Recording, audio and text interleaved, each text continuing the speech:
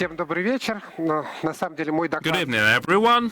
несколько продолжает доклад Евгения, но I think I will build on the Evgeny's presentation by going to look at the other parts of the geometry in ML. количество моих авторов и These works were done together with many other authors and research fellows and my postgraduate students and Yandex and Sberbank lab employees.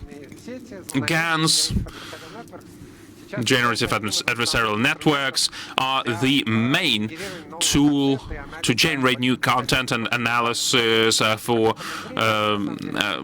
images, realistic images.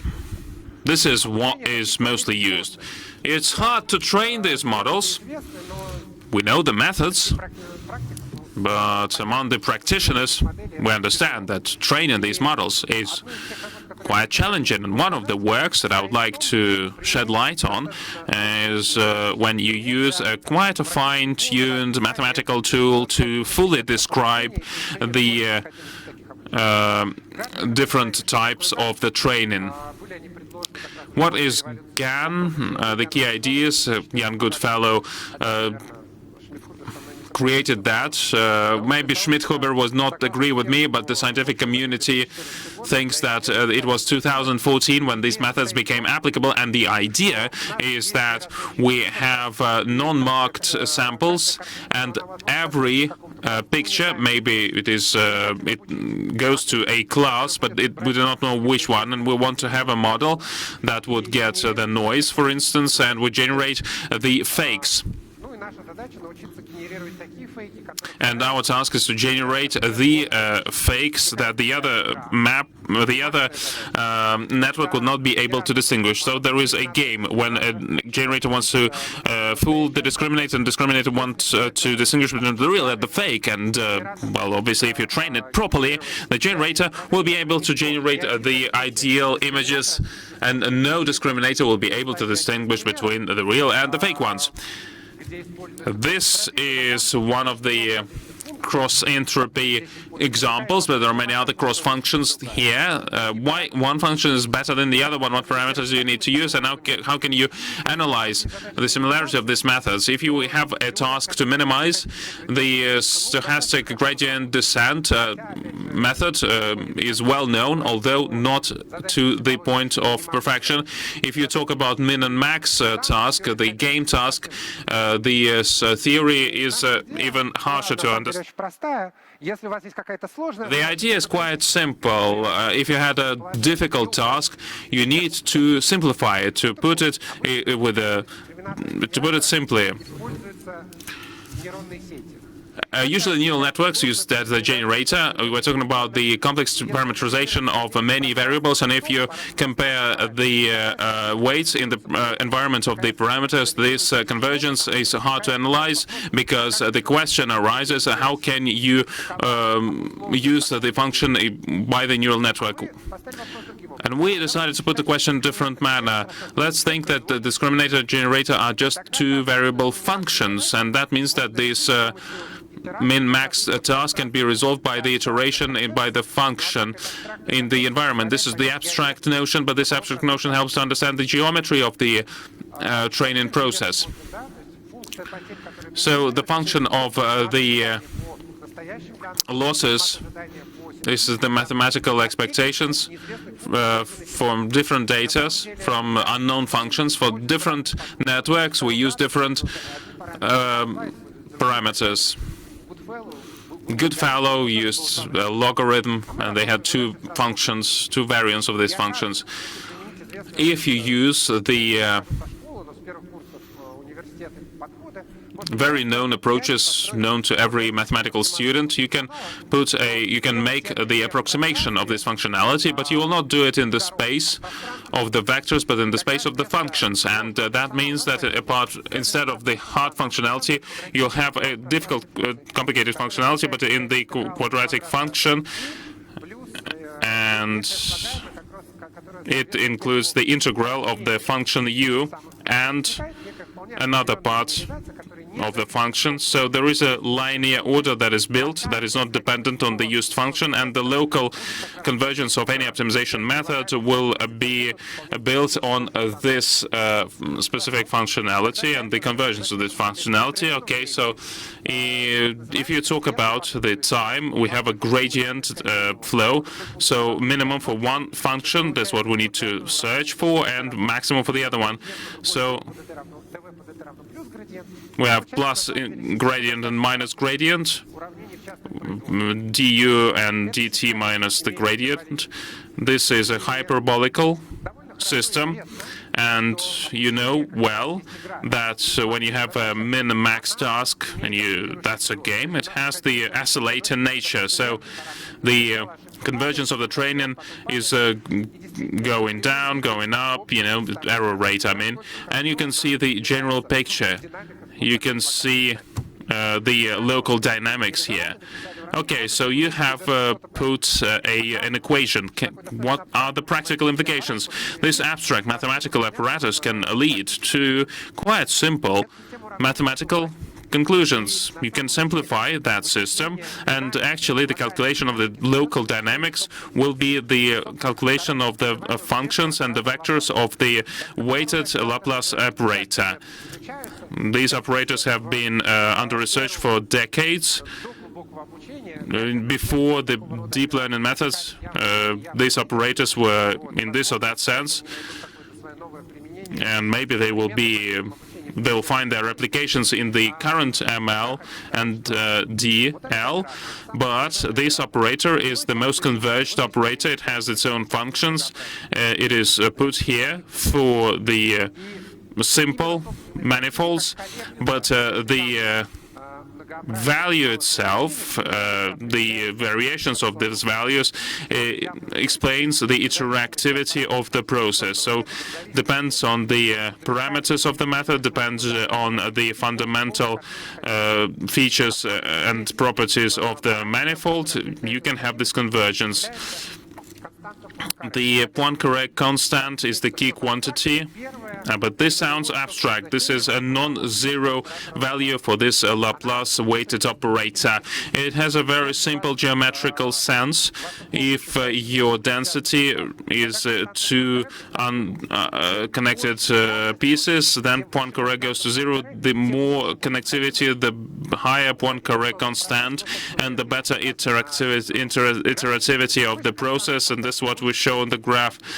The higher the constant, the higher the Poincare, the better the convergence. So we have this difficult, complicated model for discriminator and other things. We have a difficult training set, but the quality of the final solution depends on the one geometrical constant, which is density. Well, where can we use that in practice? Might not be evident, but actually this is what you can do. In the latest ML research, we see that the great improvement of the quality of image recognition is the augmentation of the data. When we get a source data set and start to artificially enlarge it, for instance, we crop the images, we make them redder or greener, or start to rotate them, and this is how we increase and expand the data sampling, and that improves the quality in the end. But this is an empirical approach. Don't quite understand how can you do that on a system-wide basis, because this is not a differentiated story. You don't understand how to select parameters, but it turned out, and this is logical, the higher the Poincare constant, the better convergence. This is a working hypothesis. The higher Poincare hypothesis, the better we can teach our generative network. So if our augmentation in the environment of all the pictures is filling all the gaps and makes it more diverse, our GAN will train better. And actually for the different augmentations, this correlation is systematic, but to calculate Poincare constant, well, that's quite easy, quick, with a quick and easy optimization method. So to calculate the constant of the Poincare is much quicker done than the GAN training. This is a good link. I'm advertising myself here a little bit, but when I see research that focuses on that, that's good, because when you can link abstract mathematical theory with the final application that can improve the quality of the models, it's great, and I am very proud of this work. It was published in ISML by 2021 together with Hurtkov and Babenko. We had some time to not think about administrative routine, and we were able to really focus on research, and that result was great. Geometry. In my report, the geometry has more of a philosophical sense, because geometry, first of all, meant some geometrical attributes of the density, and it's not geometrical attributes, but we're talking about the manifold and how the dots and points are located in this manifold. The geometry in the second part of my report is more practical and down to earth. Its topic is is the following one. All the metrics of the data processing means that we have a manifold entry point, input point, and it goes to the smaller vector, which is called embedding, and it describes well the properties of the source object. Building that is the key to the success for the text and image recognition. DALI, CLIP models and other models like that are based on these embeddings, successful embeddings. But where do we embed our objects, and why do we do that? Well, first of all, we want to do that to make sure that we build the embeddings and the near manifolds are near the objects, so we need to have that, and the selection of this final environment, final space, plays an important role. Usually the Euclidean distance is used as a metric. This is sometimes we use the spherical or cosine similarity, and it also is a space with constant curvature. But what about the other spaces of constant curvatures? These are hyperbolic spaces we have. So let's try to display our data in hyperbolical spaces. The hyperbolical spaces that I used for data processing is an old task. It was used mostly for NLP. I'll try to explain why, by the way. In the hyperbolical spaces are very good for hierarchical data with some structure. Now you have something like main, and then you have the particulars. But anyway, the hyperbolic space is very good to understand the hierarchy. We do not know whether there are these hierarchies in either domains, but we needed to check the hypothesis, what will happen if you use hyperbolical spaces for the images or for using them in the recommender systems. The base here is the Poincare model, when the vector of hyperbolical space is represented as a point within the sphere, and there is a special metric, and the metric has the following spaces. The closer we are, the closer the dot to the threshold, the higher it is. So that basically means that the distance is infinite, and that means that we need to redo all the instruments that are used for neural network built in. Now we can resolve all these issues, and we have created that. We used the new tools that we created and the tools that were already on the market. We created that solution working with hyperbolical layers. But our idea was the following. We wanted to make another basic element, building block for neural network, and maybe we can have a hyperbolical and Euclidean network, or a purely hyperbolic network. Well, this is the summary. No need to go into technical details here, but in Euclidean space you can go to Poincare. I mean, you can get it all and put it it all in the package of the solutions that can help you build this type of architecture. Unlike the sphere of Euclidean space, the hyperbolical space has the curvature parameter, and this curvature parameter, we're talking two hyperbolical spaces with different curvatures are two different spaces. So this is the good idea to put the data in our hyperbolic space.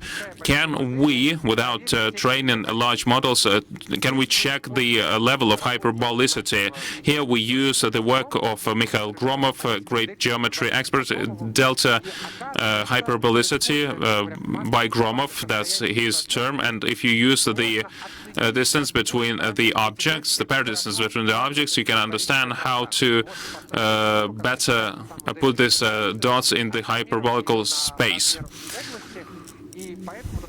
And this is how you can, for instance, automatically determine the size of the ball. We could not believe that was true, but that's a great tool. For instance, tree has a 0 hyperbolicity, sphere 1, and Poincare ball is something near 0. Now, then we took a classical datasets with the pictures. We calculated the hyperbolicity. This 0.2 parameter is much closer to 1. So the use of hyperbolical spaces to represent images is a good idea.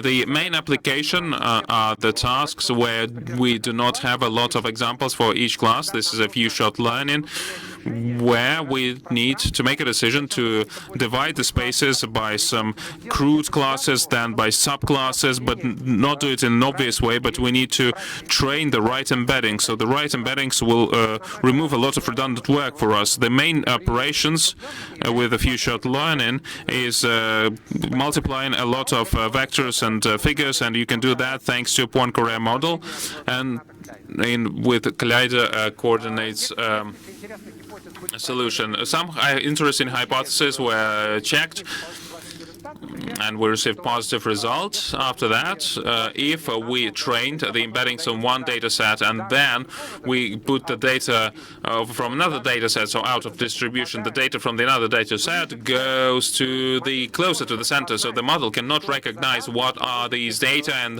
it inputs them in a specific area of this space. And we used a lot of experiments, few-shot learning, and back then we were able to receive good figures that were better than state-of-the-art. That resulted in a CVPR article last year. It was accepted as an oral talk. I was really happy about that. I worked together with a group of Viktor Limpisky. After that, there were a lot of works that continue this idea, and they try to build these networks in a smarter way. Not one layer, but many layers in order. That's what they put. But we were the first one who successfully used the idea of hyperbolical geometry here. We were very encouraged by the fact that the hyperbolical spaces are working. We tried to use them on other tasks. There is one task where they worked really greatly. It's built in the recommender systems. The recommender systems is there. The main principle is that you have a matrix of the user and the list of products that he bought. The idea is that you embed a user, or you converge it to a specific vector, and then build recommendations based on that. We tested that, and it's true that main data have a hyperbolic structure.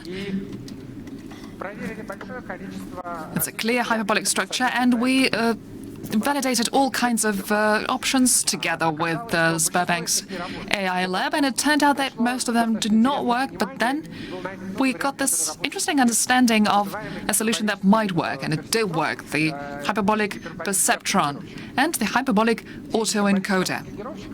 The hyperbolic autoencoder, its idea is about the classic mathematical method of singular distribution, and instead of the Euclidean space, we used embeddings in the hyperbolic space. The modern recommendation systems, their methods, they actively and successfully use deep learning with complex architectures. These are deep neural networks, not as deep as for images, but still 8, 9 layers, variation autoencoders. They take a long time to train, though, if we take datasets with terabytes of data, unless we take terabytes of data. we can replace the 8 layers with 1 layer and a hyperbolic one, and then you get a quality which is comparable, or for some parameters even exceeding all the existing architectures. Here are the figures. You can refer to the article for the details. In some cases it might be worse, in some cases better, but the training time for this model, and it's clear that in actual recommendation systems the data is, information is updated very frequently, so you have to retrain all the time.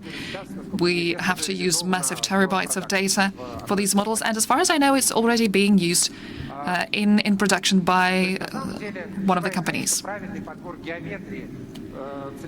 So the correct selection of geometry for the target space, and hyperbolic space is a very interesting candidate. So that allows significantly reducing the dimensionality of architecture, reduce the cost of training, and it's an overall very interesting idea. It would be great to connect this hierarchical nature with interpretability, and we're working on it, but the idea itself, it adds a new dimension to the efforts of people who are building neural networks. And in the last minutes that I have, I would like to tell you about this new paper that was published, the one about recommendation systems, published at Rex's conference in 2020 by my colleagues. And the very last example about the interpretability of models. It's not directly related to geometry, but it is related to the understanding of the whole thing, of how it works. We have guns. They represent a random vector as an image. What is this random vector? The variables, they don't carry any meaning. In a closed environment, in a closed space, you can build directions that match the interpreted directions. For example, you're looking at the picture and you're saying, oh, now you have the hair, and now you have some other element of the image. And using that, you can train your network much better. There are several methods that can be helpful. I'm not going to go into detail right now. I'll just give you some examples. A method that we recently published is that in a closed space we build trajectories of a dynamic system. They are not direct. Previously, we used linear changes in a latent space, but these linear changes, that they don't let you capture complex semantic transformations such as haircut or gender. And if we build a composition of these transformations, the effect would be very strange. It would be probably best to illustrate this with actual images. So the top line, the top range is traditional linear transformations. The lower part is step-by-step, non-linear, indirect transformations. First, we change the gender, then the hair. It works better. But all the results need to be assessed visually with A/B testing or with some other approaches. But, well, that's what you have with this advanced machine learning. You can create all kinds of beautiful pictures, but to prove that we're better than the rest, you don't always have the exact quantitative metrics. All kinds of important tasks, a whole lot of important tasks, are related to the fact that the modern guns are not easily working backwards, so to speak. We can generate new pictures, but it's hard to get from the end picture to the first one, so to make several steps back. We have been developing approaches to fix that. I am not going to divulge any more details because we will announce that very soon. Then there is the problem of disentanglement. A lot of aspects to it. You take a big data set, you use it to train your model, it takes noise and generates images. Now, this noise, we disentangle it a little bit, and we say that this is responsible for the hair, this part of it is responsible for the gender, and so on and so forth. But these factors, are they disentangled? Are they not? There is no strict mathematical definition of that. We're doing something, we're disentangling, we're getting results, but there is no clear mathematical explanation for it, even in the simplest of cases. And this needs to be done. There are some approaches that try to do this, but they are satisfactory at best. This may be related to various mathematical theories, but I don't think it's the right time and place to mention them. Anyway, I think the language of mathematics will eventually help us formalize and solve this problem, eventually. So that's what I wanted to tell you today. I hope I have a couple of minutes for the questions. Thank you very much. You talked about the interpretability of models. How important is it in your development? Well, that is, I think, the holy grail, because everyone wants it. No one knows how to get there. Interpretability of models is extremely important when you have to make subtle, sensitive decisions. For example, dispersing loans or building a road. Without this understanding, it's like a black box with a lot of risks. The development of multimodal and multitask models, a very popular area of research.